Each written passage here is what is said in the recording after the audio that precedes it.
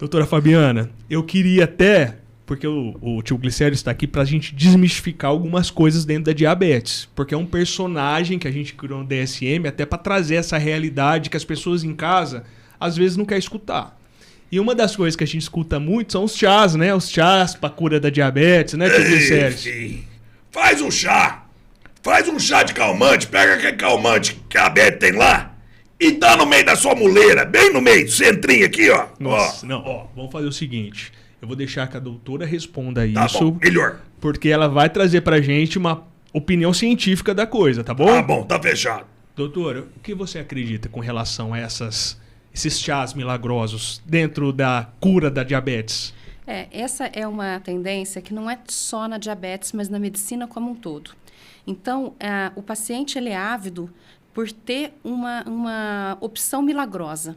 Então, infelizmente, dentro do meio médico e dentro do meio da área de saúde, nós temos, às vezes, pessoas que divulgam fake news ou divulgam informações falsas ou como curas milagrosas por um paciente que está ávido por ouvir isso. Sim. Então, é muito mais fácil o paciente ouvir um leigo, ouvir um conselho de um amigo, de um parente, ou de uma pessoa até que está ganhando dinheiro em cima da pessoa, vendendo como algo milagroso. Por quê? Porque a realidade ela é mais cruel. Então, para controle de diabetes, não tem como qualquer outra doença crônica, hipertensão, diabetes, colesterol alto, não tem um milagre. É fazer exercício, é tomar medicação, é ter um estilo de vida adequado. E em relação aos chás, não há nada que possa curar. Infelizmente, não tem isso. Tá. E o que a gente entende é que, sim, se a pessoa quiser usar o chá sem açúcar como um elemento que vai, né, substituir, por exemplo, um refrigerante, ok. Mas isso como um alimento saudável. Sim. Mas não como um momento relaxante. Exato. Sim. Como algo... Mas não que isso vá ser... Não existe uma cura milagrosa para diabetes, infelizmente. Tio Glicério, é assim que o senhor tem que responder, cara? É bem difícil. Não consegue? Eu sou bem chucro, filho. Não, então seja você. A gente fala muito aqui no programa que as pessoas têm que ser elas. Continue sendo você, viu, tio? Obrigado, filho. E eu quero falar, e agora eu vou falar como teu amigo. Pessoal, esse cara aqui, que tira a boininha e já tira o óculos, pra quem não sabia e já sabia, ele é o Riad. E o cara, velho, quando a gente começou o programa, eu não tinha ideia do quanto o teatro e a dramaturgia tava nesse cara. Tanto é que a gente tem a tia Beth, que também vocês podem acompanhar nas redes sociais, e aí ele veio com essa ideia, acho que essa ideia foi de um amigo nosso. Na verdade foi quem assiste o programa. Exatamente, Deu a ideia de fazer o tio Glicério junto com a tia Beth, um casal de dois senhores turrões que não aceitam essa questão da diabetes ser tratada como cura, como milagroso, como a doutora comentou aqui com a gente. Então, cara, ó, parabéns. E na época, quando ele fez a diabetes, falaram assim, cara, agora, Leandro, você vai fazer o tio Glicério. Eu falei, cara, eu sou muito bom pra me comunicar, mas pra fazer personagem, não, vai ser você. E ele já tinha esse personagem. Conta essa história. Na verdade, Fabiano, eu tenho esse personagem há uns 20 anos. Olha. Que não era tio Glicério. Não era tio Glicério, era um senhor mal-humorado, E a gente encontrava com a turma, tem um amigo até que, o Thiago Piola, foi meu personal, muitos anos. E a gente brincava. Encontrava, sentava no barzinho, cara, a gente ficava sem brincadeira. Umas 2 horas conversando desse jeito. Olha isso. De bagunça, de zoeira. Sim. E aí surgiu a oportunidade da tia Beth, que o Jean que passou pra gente. E aí o Thiago falou, por que você não faz o tio Glicério? Já veio com o nome, né, já cara? Veio com o nome. Os nossos amigos, ó. O pessoal ajuda a gente em todas as instâncias. E aí, cara, eu falando pra você, vamos fazer. Aí eu tava viajando, passeando com a Ellen. E entrei numa lojinha e vi uma boina. Uma boininha. Essa daqui. Vai ser o do tio. A caracterização. É ele que eu vou colocar. Aí eu gravei um vídeo e mandei pro Leandrão. Falei, Leandrão, vê o que você achou dessa boininha. Ainda falei pra ele, vou levar pra você. Ele olhou e falou assim, não, o personagem já tá montado, eu sei. É você. A gente entende, Fabiana, que aqui, por mais sério que seja, trabalhar o humor e a forma leve de lidar com a doença é importante. A quantidade de pessoas que chegam para nós e falam o quão é legal a gente estar fazendo esse projeto, que é um projeto social. Esse projeto é um projeto que tem nós, Grupo Limoeiro e Tower Hotel, que são os patrocinadores, né? A minha empresa é a empresa do Riad, mas tem já vindo muitas empresas que estão contribuindo de forma social ao projeto. Tem a FUS, que é o pessoal que faz as camisetas, agora está trazendo até a raquete de beach tennis. Estão fazendo essa parte mais de esportes. E eu conversei com ele semana retrasada, ele quer fazer uma linha especial para o DSM. Olha isso. Porque as pessoas, a gente tem um objetivo de fazer com que tudo que a gente cria aqui seja feito um trabalho para o Instituto DSM, onde a gente vai angariar, ofertar insumos, tratamentos, enfim, poder gravar mais programas. A gente está ainda elaborando isso tudo para a gente poder crescer e desenvolver, porque a informação é um dos pilares. No nosso programa, cada vez trazer profissionais gabaritados, tanto quanto a Fabiana. Com certeza. Pessoas que podem vir somar. E tem o quadro DDD, que é o dia a dia do diabético, onde nós trazemos também as pessoas reais que vivem o dia a dia com um diabético, também para trazer essas informações mais claras. Porque quando vem o profissional, por mais que queira falar a respeito da doença, ele não consegue viver a doença no dia a dia. Então, assim, o DDD veio para isso. E os outros apoiadores, a Mag Seguros, que também o nosso Rodrigo traz também essa questão toda de viver o seguro de vida em vida, não quando você morre. Então ele traz produtos também, a Mag Seguros traz produtos para quem tem diabetes ou não tem diabetes, para a gente poder fazer um trabalho forte nessa questão de descontos em insumos, descontos em remédios em farmácias. Então a Mag tem todo um processo em cima disso. E é uma das disso. poucas que tem seguro para diabético, né? Justamente, uma das poucas. E se faltou dinheiro, também tem a AP Financeira. A AP Financeira é uma empresa que também está no portfólio de produtos do Grupo Limoeiro. E a Vanessa Nascimento... E eu vou fazer o convite para ela. Vanessa, nós estamos esperando aqui para gravar com a gente, hein? No próximo programa já vamos trazê-la. Então tá firme. E lá na AP Financeira, o pessoal que precisa de dinheiro, pega dinheiro de qualquer forma. Tem cartão de crédito, conta de luz, fundo de garantia que você pode antecipar. Mas, ao mesmo tempo, a gente pode falar da AP Financeira não só para pegar o dinheiro quando você precisa. Sim. Investe em você, vai fazer uma viagem, vai tomar um chazinho, que seja um chazinho que não cura a diabetes, Exatamente. vai comprar insumos, vai fazer alguma coisa que você realmente precisa para viver melhor. Vai realizar seu sonho. Justamente, é o que a gente faz lá. Então, voltamos agora ao nosso métier normal. Doutora Fabiana, vamos lá. A gente estava falando a respeito de... até tem uma pergunta que foi feita a respeito de exames. A gente comentou no episódio passado alguns exames que é mais comum um diabético fazer. Mas tem alguns que você tem que bater o pé e falar assim, esses você precisa me apresentar. Você falou muito de ser o detetive, de fazer um relatório de tudo que a pessoa tem que acompanhar. Quais são os exames hoje que um diabético precisa estar em dia e talvez no tempo de cada um, porque a gente vai acompanhar cada um como um indivíduo? Sim. Bom, em relação ao controle da glicemia em si, a gente precisa de pelo menos 2 itens, que é a glicemia de jejum e a hemoglobina glicada, que nós brincamos no último episódio que ela é o filme que avalia os últimos 3 meses. Também é muito interessante fazer a glicemia pós-prandial, que é o valor da glicose 2 horas após a refeição, geralmente o almoço. Então, isso para dar uma noção do controle da glicemia no momento quando acorda, em jejum, o controle de 3 meses e o controle pós-refeição. Então, com esses 3 exames, a gente pelo menos tem uma noção, né, de qual está o controle glicêmico. E, além disso, a gente precisa de fazer os exames naturais de check-up. Então, a gente precisa muito, pelo menos uma vez por ano, de avaliar a função renal. Então, quando aqui eu falo do coração, a gente não pode esquecer que o rim é um órgão muito acometido pela diabetes. Então, quando a gente olha numa sala de hemodiálise, boa parte dos pacientes que estão lá em diálise são pacientes diabéticos. É a maior causa de insuficiência renal crônica hoje é a diabetes. Então, a gente precisa de cuidar da diabetes, eu vou estar consequentemente cuidando do rim. Então, a gente precisa, todo ano, né, de ter uma avaliação da função renal através da dosagem da creatinina e, com isso, o cálculo da filtração renal e também uma análise para ver se o paciente está tendo perda de proteína urinária. Então, a gente vai fazer isso através do exame de urina rotina e da microalbuminúria. Então, por que é importante a gente avaliar a função renal, né, sequencialmente? Porque a gente pode detectar lesões renais muito iniciais.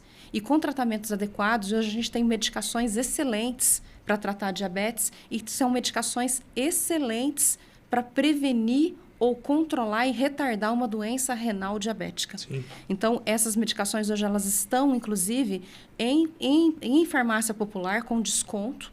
Para acima de 65 anos, os pacientes têm desconto para alguma dessas medicações. E tem algumas medicações que estão também em forma de LME, que são licitações de medicação de alto custo, que podem ser pegas em farmácias do Estado, em que você vai receber gratuitamente. Claro que tem critérios para que esse paciente pegue essa medicação, mas são medicações hoje amplamente utilizadas e que mudaram a evolução de muitos pacientes com diabetes. Então, no geral, eu considero esses pontos e lembrar do exame de colesterol. Então, todo paciente que tem diabetes, lembrar que a gente está associado ao diabetes a alteração dos triglicérides, né? Daí o nome tioglicérides. Então, o triglicérides, que é uma forma de gordura que está presente no sangue, está muito relacionada com o diabetes. Mas o mais importante dentre a gordura do sangue é o colesterol ruim, que é o chamado LDL. O LDL ele é um extremo marcador de risco no contexto de diabetes e no contexto também do paciente não diabético. Sim. Então, o paciente com diabetes, ele precisa de manter o LDL mais baixo do que das demais pessoas. Então, por exemplo, quando eu estou avaliando um paciente, quando eu olho o paciente diabético, as metas para o diabético são todas mais rigorosas. Então, o valor de pressão para o diabético tem que ser 13/8. O valor de colesterol para o diabético é diferente. Sim. Então, se eu estou fazendo uma consulta, é uma consulta de rotina de um jovem que não tem nenhum fator de risco junto, o valor que eu vou exigir de LDL, de colesterol ruim para esse paciente é 1. Quando ele já é diabético, o valor ideal já muda completamente, de acordo com o histórico dele. Só dele ter diabetes, se ele não tiver nenhum outro fator de risco associado, tem que estar menor que 100. Se ele tiver mais fatores de risco, às vezes vai ter que estar menor que 70 e, dependendo do paciente, menor que 50. Então, não se esqueçam do colesterol LDL. Ele é extremamente importante. E você sabe que me vem uma outra pergunta, e desculpa que depois você vai fazer as suas, tá? É porque eu já tô me consultando, cara. Ir pra Ribeirão, tudo bem que toda semana eu tô lá, mas de certa forma é difícil com a doutora achar uma agenda, brechinha. Uma coisa que assim, aí a gente já vai para a esfera do diabético e não diabético, ou do que tem diabetes 2, o pré-diabético. Muito se fala no infarto como sendo a doença dominante no caso do coração, porque é uma coisa que é mais difundida, é aquilo que você falou no programa anterior. Só que a gente faz, igual meu pai é hipertenso, e aí por ele ser hipertenso, eu faço acompanhamento para entender como é a minha como fala? Sua rotina. Minha rotina. Tá sempre 12/8, tá sempre normal. Uhum. Só que aí eu fico feliz. Deu 12/8, tô feliz. Não, infarto aqui vai passar longe. As pessoas associam muita coisa errada dentro da cardiologia. Não sei a pergunta que eu preciso fazer, mas estar lá com a pressão normal não significa não infartar. Não. É uma pergunta popular essa que eu queria que você Sim. respondesse, porque muita gente tá lá medindo, 12/8, tô tranquilo, não vou infartar. O que faz a pessoa realmente ter o infarto? Sim. É todas essas consequências ou medir é só um mero detalhe? Não, tudo é importante. Então, eu vejo que, muito no meu dia a dia, no consultório, que os pacientes acham que tudo infarto é porque a pressão subiu e aí a pessoa vai infartar dali a pouco. E falta um entendimento populacional de que a gente está falando de aumentos crônicos, a gente está falando de doenças crônicas. Então, o indivíduo vai ter um infarto não é porque ele está com a pressão aumentada hoje, ou porque a diabetes descontrolou hoje, ou o colesterol descontrolou no último mês. Então, quando a gente fala em infarto, o principal mecanismo do infarto é formação de placa de gordura nas coronárias. E esse crescimento ele é extremamente lento. Então, o paciente que infartou, na verdade, ele começou a infartar, às vezes, décadas antes. Porque a placa é muito pequenininha e ela vai crescendo lentamente, até que ela se torna uma placa grande. E um belo dia acontece uma ruptura dessa placa. E quando essa placa se rompe, oclui completamente o vaso e se estabelece o quadro do infarto. Então, não necessariamente porque eu tenho um pico de pressão hoje, significa que eu vou ter um infarto. Então, o infarto ele é feito por um ingrediente. Eu vou brincar que a placa de gordura ela é um bolo. E da qual, para eu fazer esse bolo, eu tenho vários ingredientes. E eu vou citar aqui os 5 maiores ingredientes, ou os 5 maiores fatores de risco para desenvolvimento de infarto. Então, eu tenho uma genética, então, indivíduos que têm quadros genéticos de infartos em pessoas jovens. Sim. Então, a genética, eu defino genética como aquele indivíduo que tem um histórico familiar de infarto em idade jovem. Tá. Abaixo dos 55 no homem ou abaixo de 65 na mulher e em parentes de primeiro grau. Tá? Então, isso é fator genético. Não é, meu avô com 85 anos infartou. Não. O fator de risco é primeiro grau e idade jovem. Então, além do fator de genético, eu tenho diabetes como um grande fator de risco, Olha né? isso. A hipertensão, né?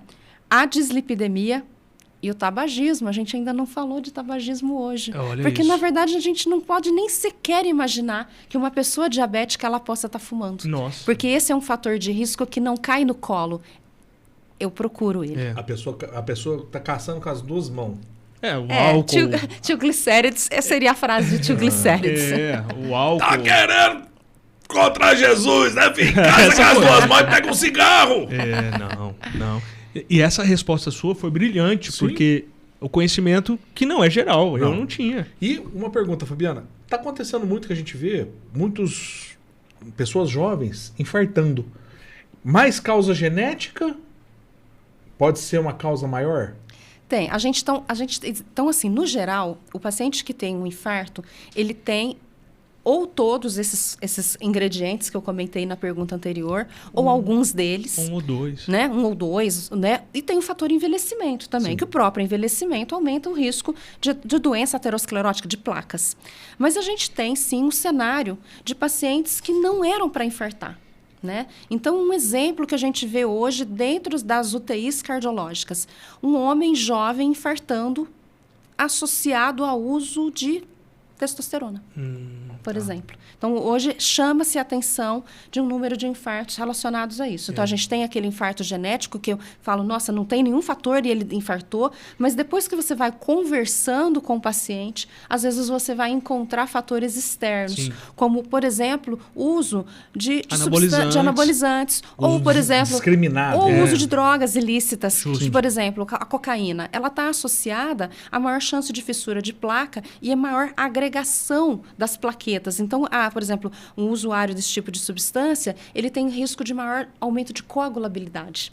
Tá? O que predispõe. Então, isso não é um modelo clássico do infarto, mas são às vezes, responde por esses casos que estão surgindo com mais frequência. Mais uma pergunta emendando nessa. Eu vi esses tempos atrás, um jovem, 35 anos, tinha acabado de fazer uma prova de corrida. Lá 20. com o Pablo Marçal? Não, foi até que em Franca. Tá. 21, tinha corrido 24. 21 quilômetros e passou a noite, ele começou a sentir um mal-estar Sim. e de repente veio a ter um infarto e faleceu. O excesso de esforço que o pessoal não estou falando mal, pelo amor de Deus, acho que o pessoal tem que fazer o exercício. Com bom senso, né? Exatamente.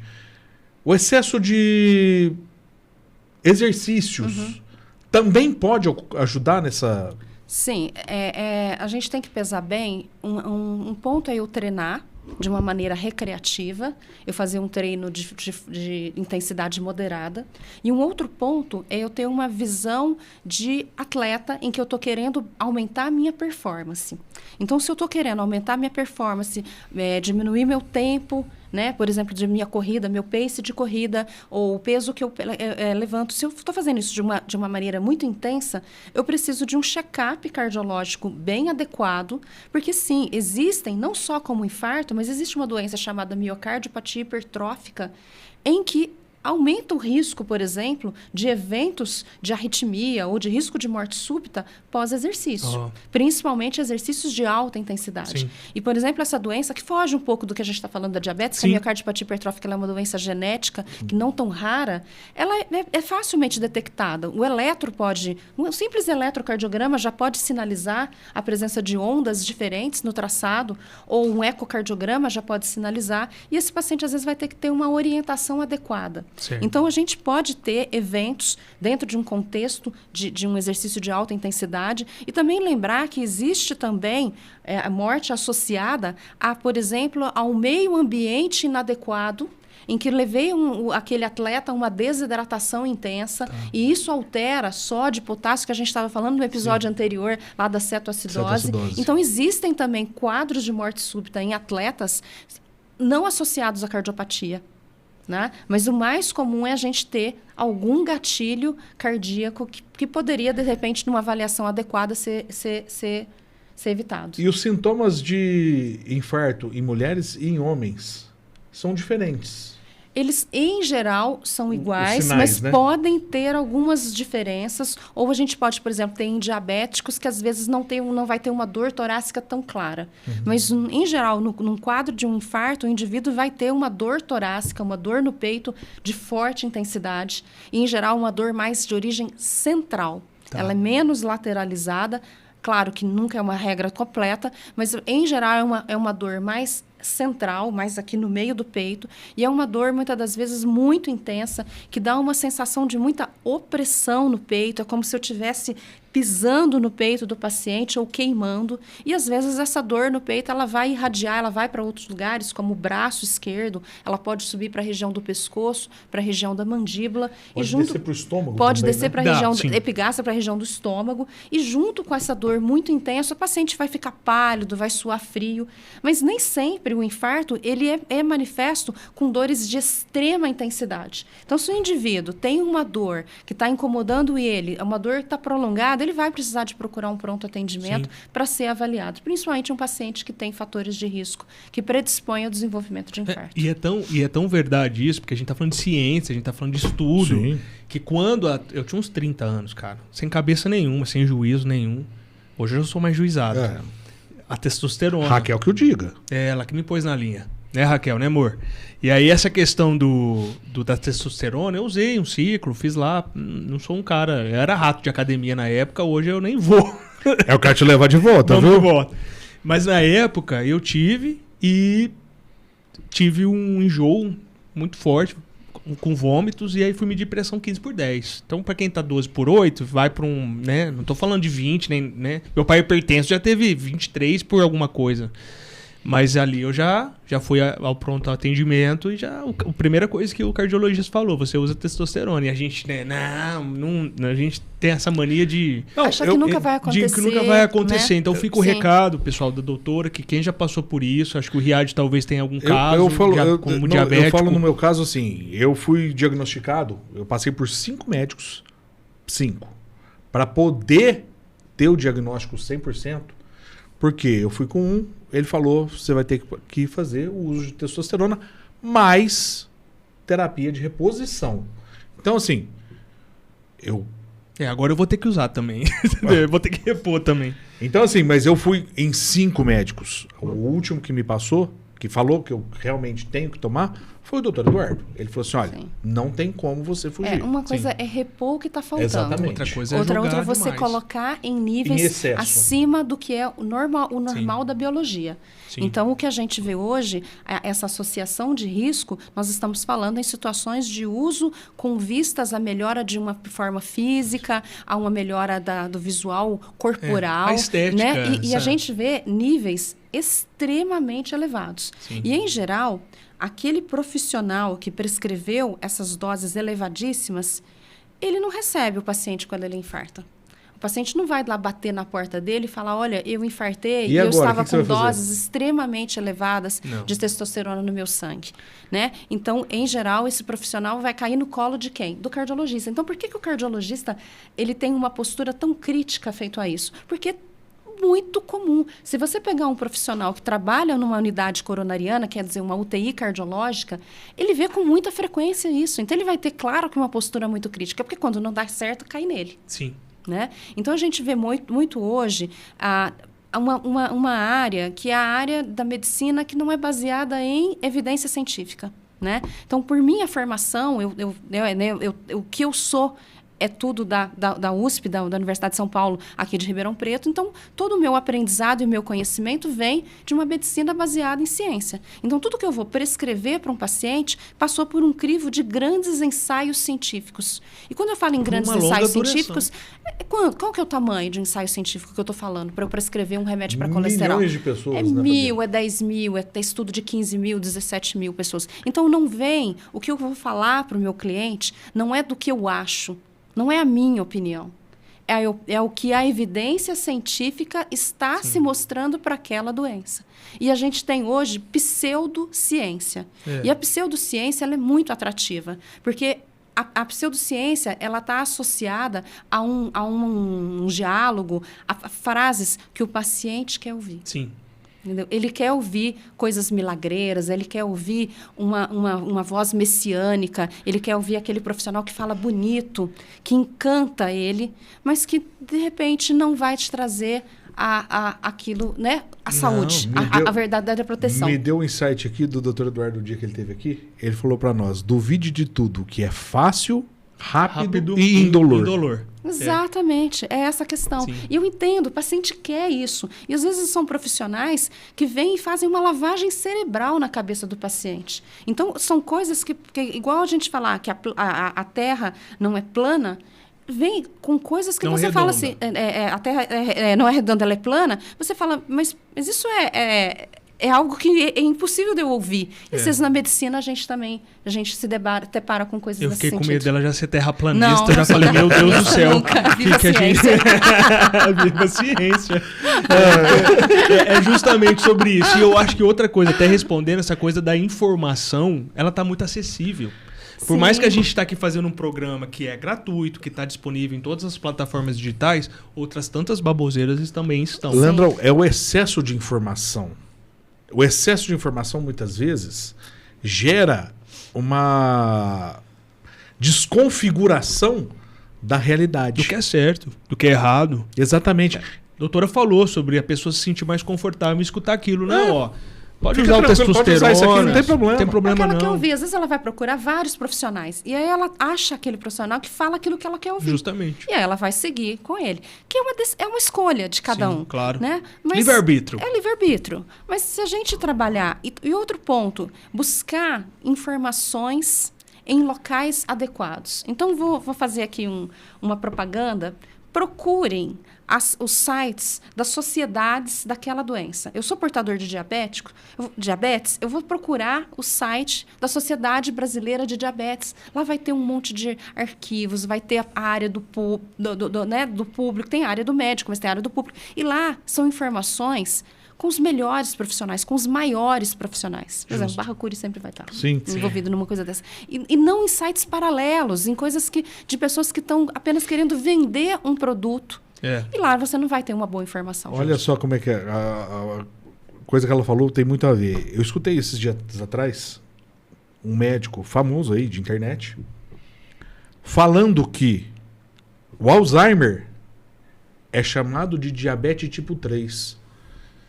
Eu sou sincero, eu sou leigo. Posso falar aí. Primeira vez que eu escuto essa. Juro por Deus. Depois eu vou pegar o corte e te mando. Tá. Eu não posso falar sobre Alzheimer. Quem sou eu? Eu costumo saber de hotel. Mas um médico falar na internet, dando voz, que o Alzheimer é chamado de diabetes tipo 3, Fabiano, posso estar errado. Quem sou eu? Mas eu acho que é muita crendice. Até Podemos porque chamar assim? não existe Nós diabetes. precisamos sempre, nós como profissionais da saúde, ou quem está divulgando uma informação, precisa de trabalhar a informação que eu estou passando, ela precisa de ter uma base científica sólida.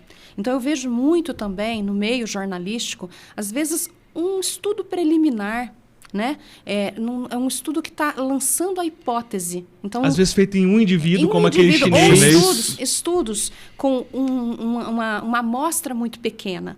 Né? Então, para uma conduta, para um remédio, para uma orientação chegar a nível populacional, ela passou por um crivo de nível de evidência científica muito grande. Então, eu não posso usar um estudo que foi feito em 10 ratinhos como uma verdade absoluta. Então, às vezes, fala esse tipo de coisa baseado em nível de evidência baixo. E a gente tem que tentar sempre colocar para a população algo que já está muito sedimentado dentro da ciência, porque senão a gente vai ver muita confusão. E a gente vê muita confusão. A gente já viu aí, há uns anos atrás, voltando agora, a história de uma medicação que trataria todos os tipos de câncer. Isso gerou uma mobilização da sociedade. E para quem entende, sabe que isso é impossível. Só que naquela pessoa que está com a doença, ela recebe aquela informação como um milagre, como uma possibilidade. Então, tem que ter muito critério na hora de você estar divulgando uma informação para aquela informação ser sólida, que senão realmente vai só criar confusão. Riad, mais alguma pergunta para a doutora? Ué, Leandrão, tem algumas perguntas lá para... Eu acho que eu fiz todas, mas vamos lá. Vamos ver se tem mais alguma. Espera aí. Fabiano, mais uma perguntinha assim que me veio. Alguns anos atrás, se usava o Precel. O que é o Precel? É um remédio de controle de pressão. Ah, tá. Você fala para aumentar a pressão? Não, para melhorar para prevenir lesões no rim. Tá. E foi tirado de... Vamos dizer assim... Foi tirado de comercialização. Uhum. Tem a evidência científica mostrou que isso não foi viável. Existe algo hoje que consegue fazer essa prevenção? Quando a gente está falando a gente pode estar falando em nefropatia diabética ou doença renal crônica. Em termos de diabetes, né? Primeiro ponto, controlar super bem a diabetes. Segundo ponto, né? Não fumar. Ter um peso adequado.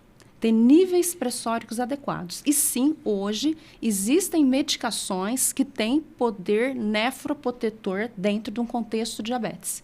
Então, aqui a gente não é um podcast muito voltado para medicação, mas podemos comentar. Então, existe uma linha de medicações chamadas as gliflosinas. Essas gliflosinas são medicamentos para tratar diabetes tipo 2, em que elas têm um impacto em controle de diabetes e que tem muita nefroproteção. O impacto científico é muito forte. Então, existe a dapaglifosina, a empaglifosina. Inclusive, a dapaglifosina está no esquema da farmácia popular, né? E está também, para alguns casos selecionados, nas LMEs, que são solicitações de medicação de alto custo. E existem também, hoje, as medicações que são os análogos de GLP-1. Vou citar aqui um exemplo, que seria a semaglutida, né? Que está sendo usada de forma injetável. A marca, por exemplo, o Ozempic. Essas medicações da linha do Ozempic, que são os análogos de GLP-1, também são drogas que estão cada vez mais, as grandes evidências científicas mostrando que tem nefroproteção. Inclusive até para o fígado, parece que saiu Sim, diminui a esteatose hepática, diminui gordura no fígado. Então, sim, a gente tem essas linhas e está se crescendo muito. Então, a endócrino hoje, ela é o que a cardio foi há 20 anos atrás, que teve um boom de grandes ensaios científicos e hoje tem sido, a cada dia tem chegado coisas novas. Eu brinco um pouquinho com os endócrinos que eles estão querendo correr atrás da gente. Porque a medicina baseada em evidência, que é o que eu sou formado e o que eu vou defender até o último dia da minha vida, ela é uma medicina que se constrói a cada dia e leva muitos anos. Entre um remédio, sair de um pensamento e chegar até as prateleiras, às vezes são mais de 10 anos, que saiu da bancada até chegar lá na farmácia. Então, isso é muito demorado. Mas é o que a gente coloca, é o que está preto no branco. É o que está definido. Você falou, desculpa, te cortei. Você falou sobre a Ozempic. O uso indiscriminado hoje da Ozempic, para mim, volto a dizer, sou leigo em medicina, pelo amor de Deus, eu acho que precisa-se muito de uma orientação maior da população sobre as benesses e os reveses que a Ozempic pode causar para as pessoas. Sim, que assim, é uma linha de medicação, né, o Ozempic ele foi criado para tratamento de diabetes tipo 2.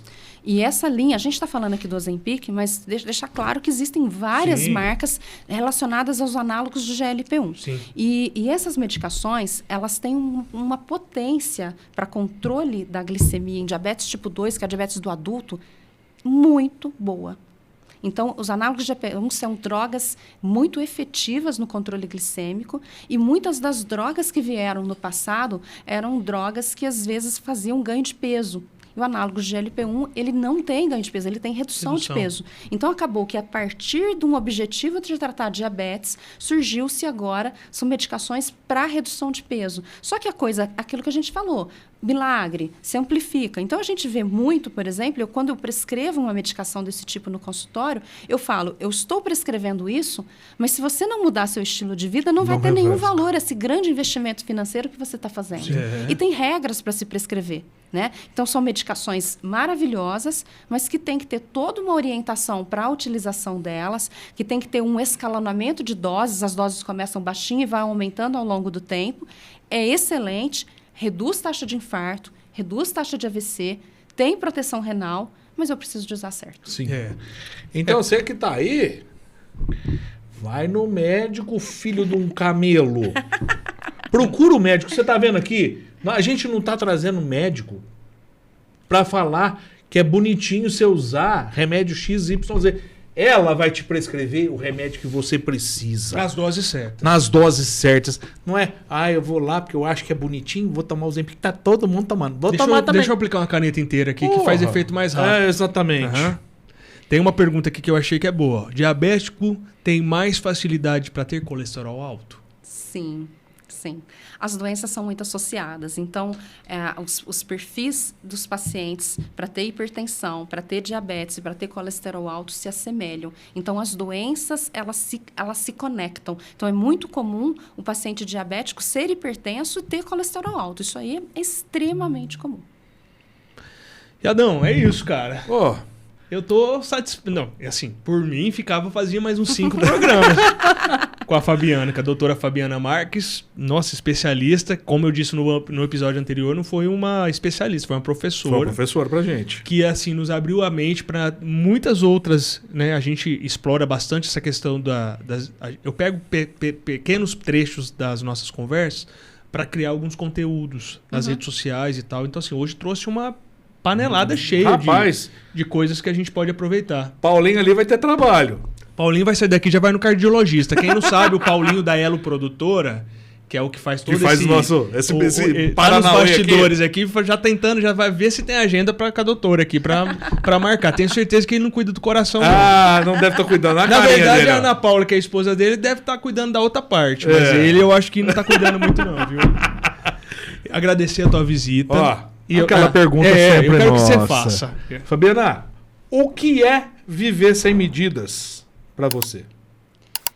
É viver sem extremos, viver no bom senso. Porque a gente tem que ter medidas, a gente tem que ter regras para a gente ter uma vida boa. Tem que se basear no equilíbrio. No equilíbrio. Você sabe que cada um que responde essa pergunta me vem, cara, como que tem uma resposta diferente para essa indagação? Porque o sem medidas, ele parece até um pouco arbitrário, tipo sem assim, regras, sem regras, tal, regras, mas a gente quando decidiu ter esse nome falou, não, a gente quer um estranhamento para as pessoas pensarem, o que é sem medida? Como que o diabetes não se mede? Não, a ideia é justamente passar essa informação de equilíbrio. É viver sem medidas, medindo a glicemia. Obrigado, Fabiana. Nossa, foi um prazer enorme estar aqui com vocês. Obrigado mesmo. Curte, compartilha, se inscreve no canal, ativa o sininho, manda pra sua sogra, pra sua avó, pro seu cachorro. Cachorro não vai ver não, cara. Vê também, tá junto com o dono ali. Você sabe que depois é um programa pra gente trazer? Tem cachorro diabético, cara. Muito. Tem cachorros diabéticos. E comenta bastante, porque a doutora Fabiana vai responder. E se tiver que me xingar, xinga também. Os comentários, ajuda no engajamento. Pode xingar ele que ajuda bastante. Obrigado, viu? Obrigada aí, Fafá, obrigado, meu anjo. Foi um prazer. Galera, obrigado. Tamo junto. Valeu!